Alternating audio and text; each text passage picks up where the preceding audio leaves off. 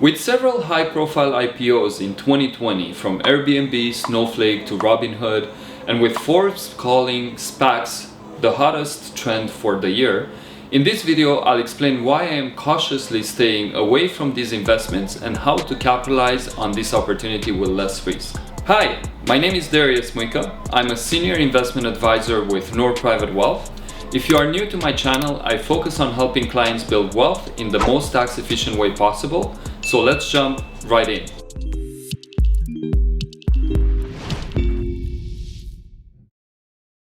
Let's start with SPACs, which stands for Special Purpose Acquisition Companies.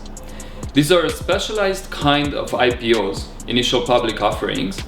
They are referred to as blank check companies, and they raise money from investors without providing a detailed business plan. They are typically promoted as supercharged IPOs that start out with a surefire opportunity chosen by an expert. Sponsors of SPACs usually include well-known venture capital investors who have had at least a few big wins.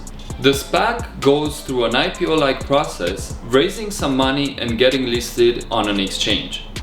Its next goal is to find another business to buy, usually within 2 years. Then the two companies merge, giving the purchased company a relatively quick stock exchange listing and the liquidity that comes with it. For doing that, the SPAC sponsor or manager gets up to 20% ownership of the merged company at a low or no cost price. If the SPAC fails to find an acceptable takeover candidate within the time allotted, often 2 years, it folds and returns any funds remaining after expenses to investors. This obviously gives the SPAC manager a great incentive to buy something as opposed to folding the SPAC and returning the cash. Historically, SPACs are found to have lost about 3% a year compared to the market, according to the research. This is historical data, of course, and more recent SPACs could potentially do better. Research also found that SPAC managers do incredibly well from the transactions, given they typically receive shares at discounted prices, while investors may lose money. SPAC managers can accumulate substantial wealth even if shareholders don't see gains, depending on the terms of the deal. That said, the average performance of IPOs is not too hot either, since IPOs tend to underperform the market in their first year, according to research covering the past 3 decades. IPOs tend to take place when it's a good time for the company or its insiders to sell. This may also be a good time for the public to buy, however, these are rare coincidences. The cheap money era also makes investing in IPOs riskier than ever before. If we look back at some of 2019's big IPOs, they turned out to be flops. Uber dropped by almost 35% in the first 2 months, with a further drop in October when insiders were allowed to sell their shares. Lyft dropped almost 50% in the first 6 months of trading, and Smile Direct Club 37% in the first 3 months. Of course, there are exceptions, and we have seen successful IPOs, Zoom and Pinterest among them, or SPACs with DraftKings. They're all very good examples.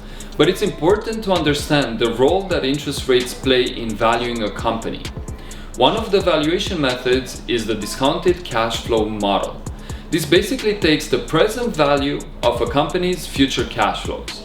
So let's assume company A is earning $100 for the next 3 years. If interest rates are 10%, the present value for the cash flow in year 1 is $91.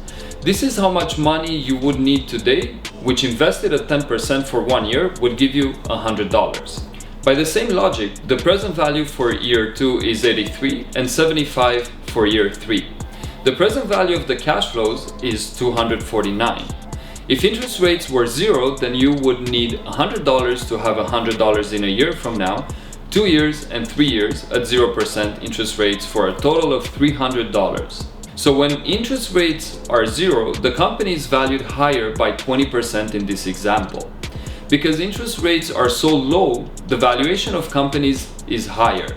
Investors are more likely to overpay for a stock like Uber in hopes of earnings growth, and they are willing to wait around for the stock to soar. If interest rates were 7.5%, like in the 90s, most investors would just invest in bonds or the valuation of some of these IPOs would be significantly lower. In conclusion, if you are excited about a new issue, be it SPAC or IPO, the main ingredient for a successful investment is patience. The top startups like Microsoft, Alphabet, Netflix, Amazon, and so on offered many years of opportunities, and they have many years of growth ahead.